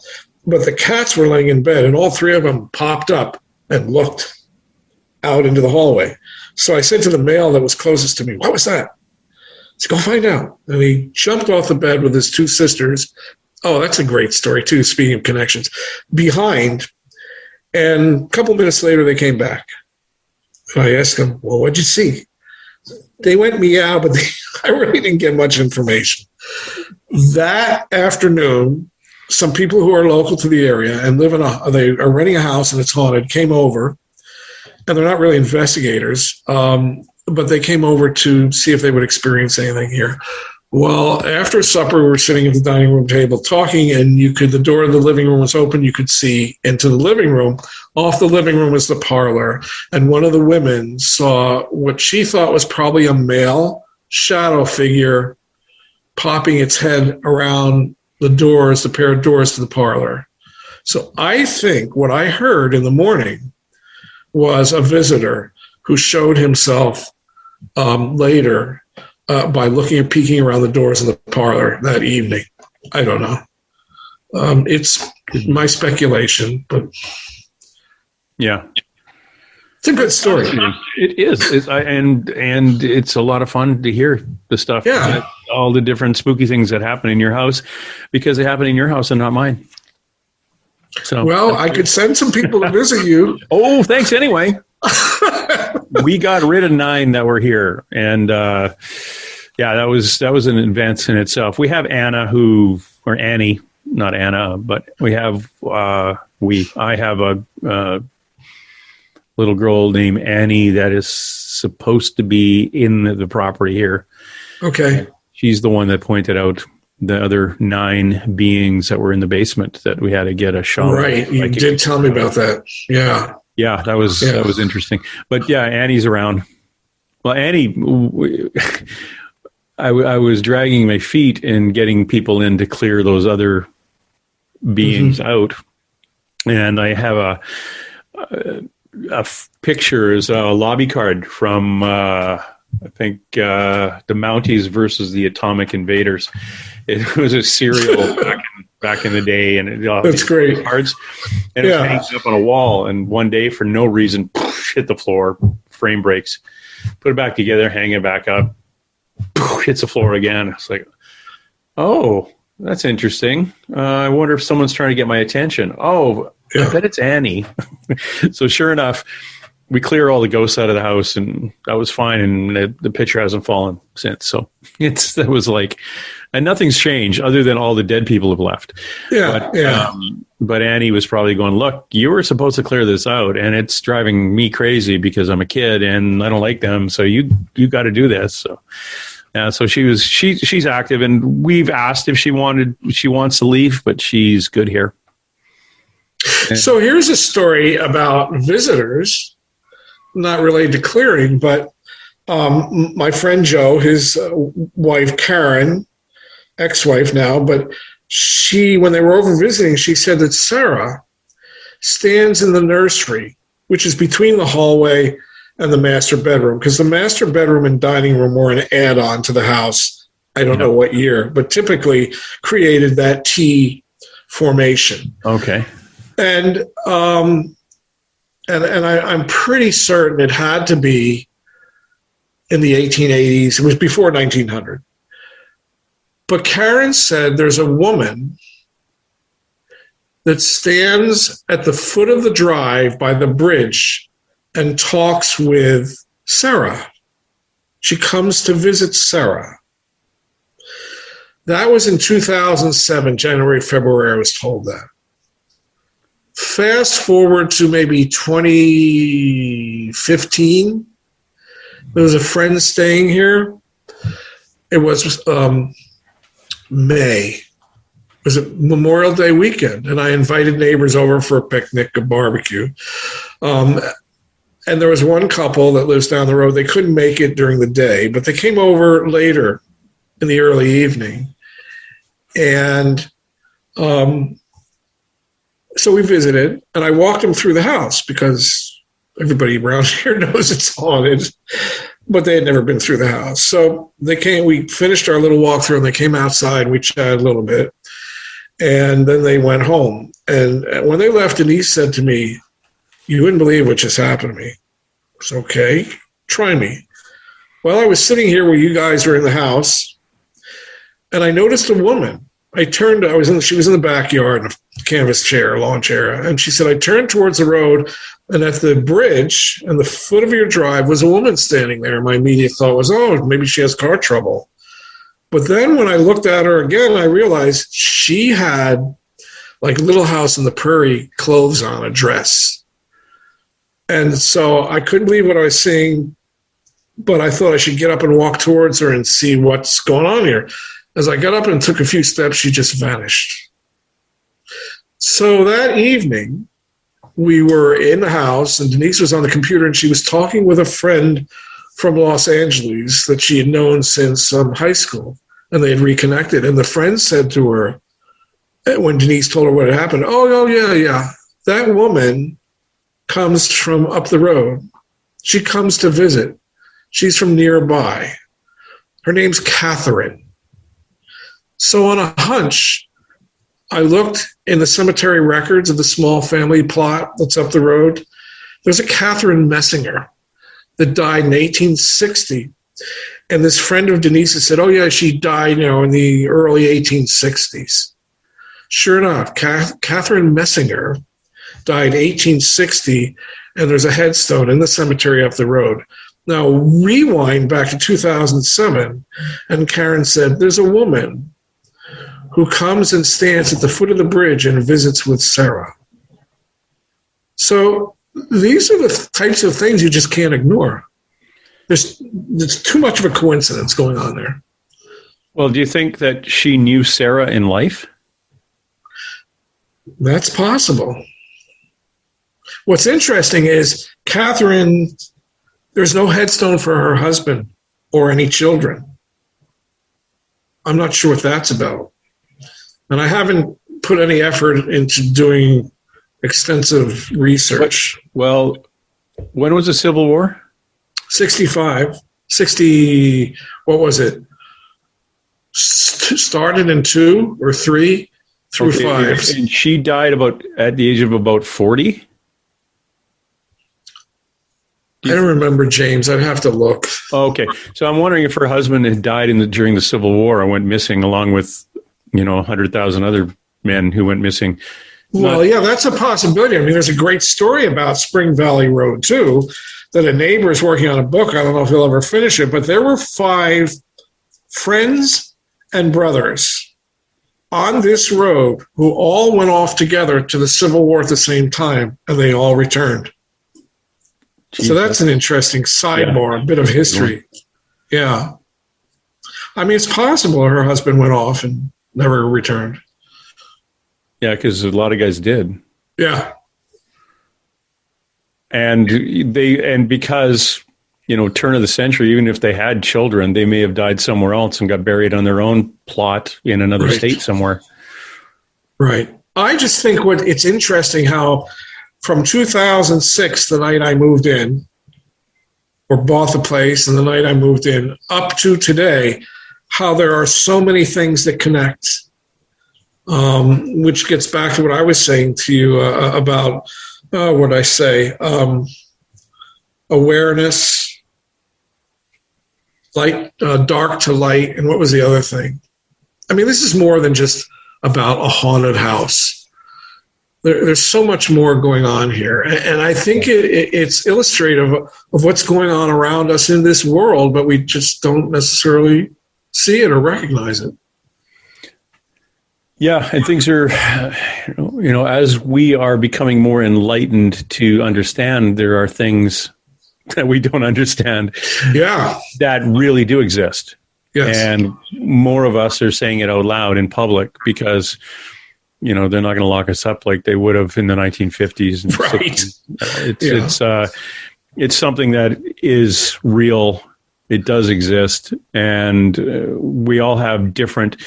to me, it's like interviewing somebody who's seen a car accident or seen any kind of witnessed a murder. That's a good one because it's traumatic.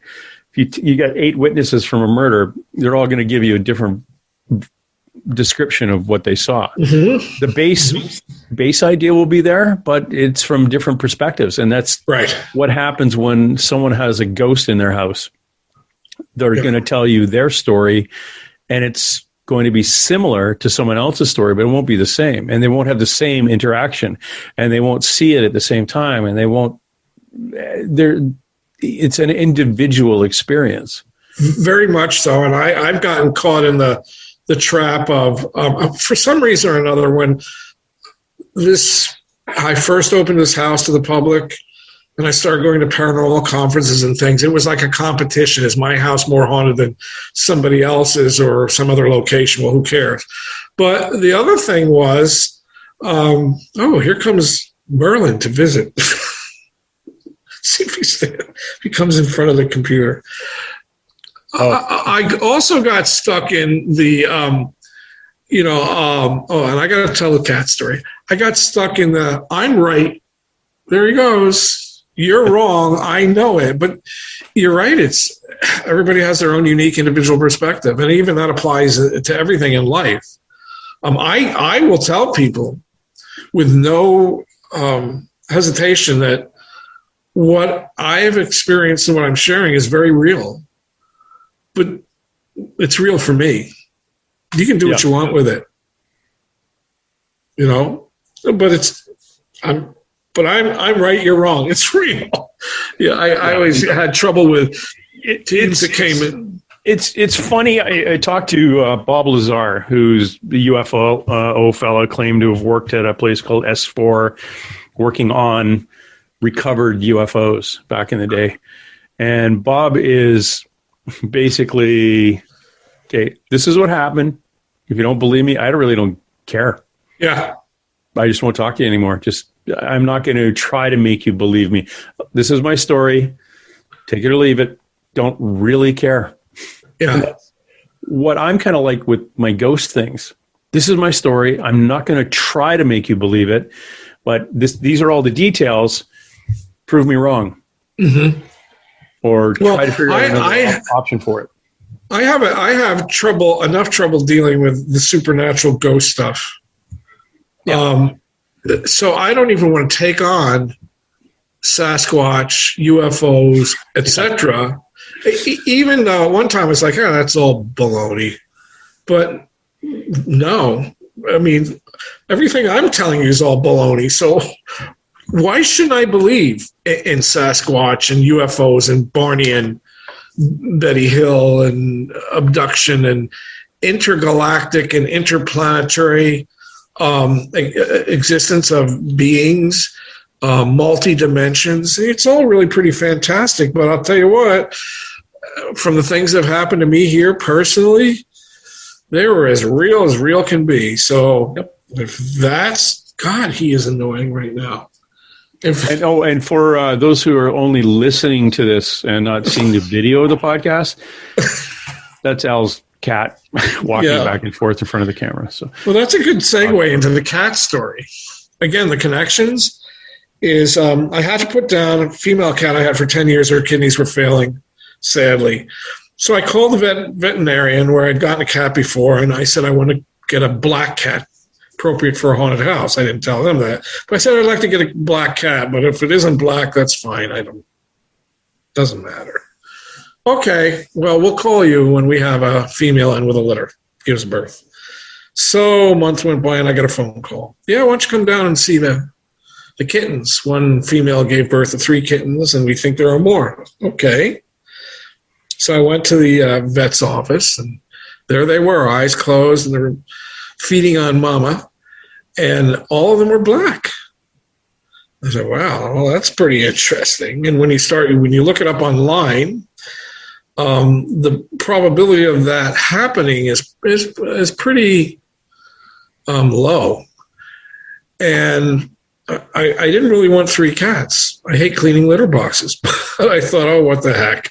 I can't separate them. Intuition told me, no, you cannot separate them.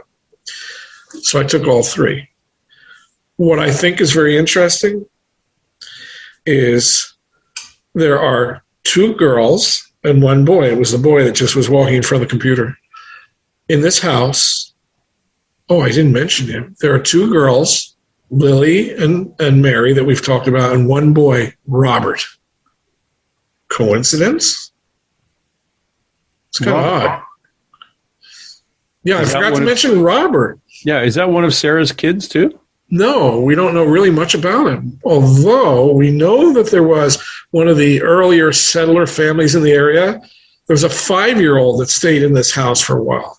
What we do have experience to know about Robert is that the night that I moved in, Shay and Elizabeth, her husband Shay, was upstairs in the northwest bedroom. That's where the doctor is, Dr. Graham.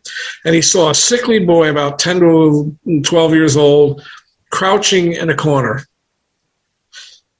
And Robert's been seen by other people, but we don't know anything about him.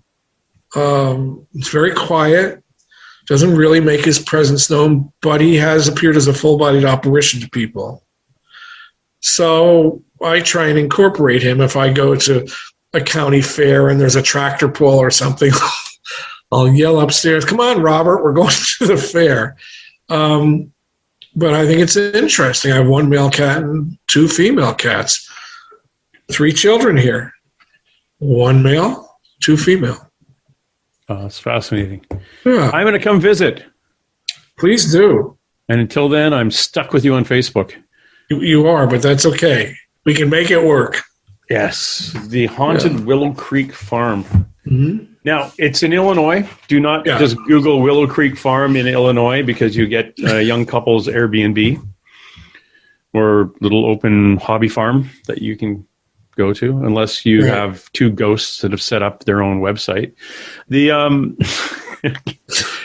my God, that's my farm. And who are those people? Oh, they're kind of faded. The Haunted Willow Creek Farm on Facebook is because Al's website got hacked by actually a terrorist group from the Middle East, which is a whole other interview. This kind of fun. Yeah. I really appreciate you dropping by, Al. This has been a lot of fun. Well, I appreciate it, and I want to thank you for the invite. I'm glad that we had an opportunity. Oh, let's talk about that for 1 second. I'm glad we had the opportunity to meet in Phoenix a couple of years ago. Yep. When you also did an interview.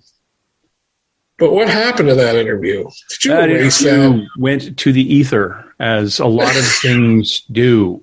Yeah. And I could look at the recorder and see that the green light's on, and we recorded on a Zoom recorder, and I checked it that morning and everything was working and it was recording fine. The card was empty, and we talked for about an hour and 20 minutes and nothing got recorded to the card. Yeah. And it was friggin' nuts. One of those interesting supernatural things. But again, this farm does reach out to people, and kind of the inhabitants do what they want to do when they want to do it. Oh, so we didn't talk. You have a book coming out eventually. I'm working on it. Yeah, hopefully late this year. Late this year. I'm not an author. It's been a work in progress for 5 years now. I have an editor. I sent all the preface and first half-page title page and the first 5 chapters to my editor, and I'm getting good feedback about that. And then I'll be sending subsequent chapters to her, and I'm hoping we can publish this thing. I've still got cleanup to do, but I'd love to do it October 31st, which is the day I got the listing, the MLS listing for the house back in 2006. If not, maybe Christmas as a second Christmas gift. So we'll see. Good stuff. Again, we've been talking to Al Kelchner.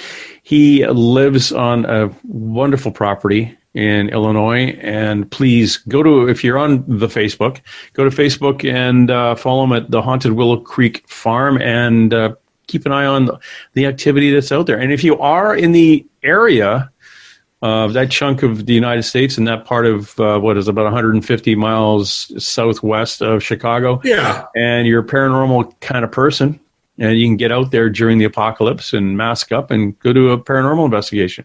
Absolutely. And the contact information, you can call me, write to me. I have a Yahoo email address, Haunted Willow Creek Farm at Yahoo. And also I have my personal cell phone number. All that information is on Facebook. So Sweet. Absolutely. Open on weekends, no charge, public. I've gotten away from investigations. I prefer visits. Come for a visit and we'll talk about our experiences, and who knows, maybe something will happen. Excellent. Thank you, Al. You're welcome. Thanks, James. Bye now.